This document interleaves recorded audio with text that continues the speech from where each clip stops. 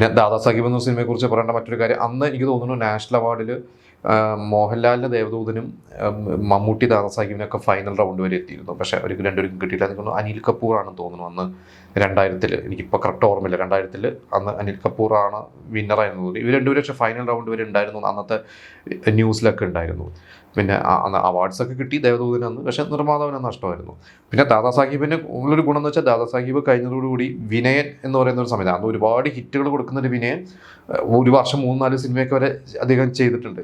അപ്പോൾ ദാദാസാഹിബ് കഴിഞ്ഞ് അദ്ദേഹം ചെയ്ത സിനിമ കരുമാടിക്കുട്ടനാണ്. അപ്പോൾ കരുമാടിക്കുട്ടൻ 2001 വിഷുവിന് ആണ് ഇറങ്ങണം. അതിൻ്റെ പോസ്റ്റ് പ്രൊഡക്ഷൻ സമയത്ത് മമ്മൂട്ടി വിളിച്ചിട്ട് വിനയൻ്റെ അടുത്ത് പറഞ്ഞു നമുക്ക് ഉടനെ ഒരു സിനിമ, അതായത് ആ സമയത്ത് 2001 ഓണത്തിന് തിയേറ്ററെല്ലാം ബ്ലോക്ക് ചെയ്ത് വെച്ചിരിക്കുകയാണ് അതിൻ്റെ ഡിസ്ട്രിബ്യൂട്ടേഴ്സും പ്രൊഡ്യൂസേഴ്സൊക്കെ.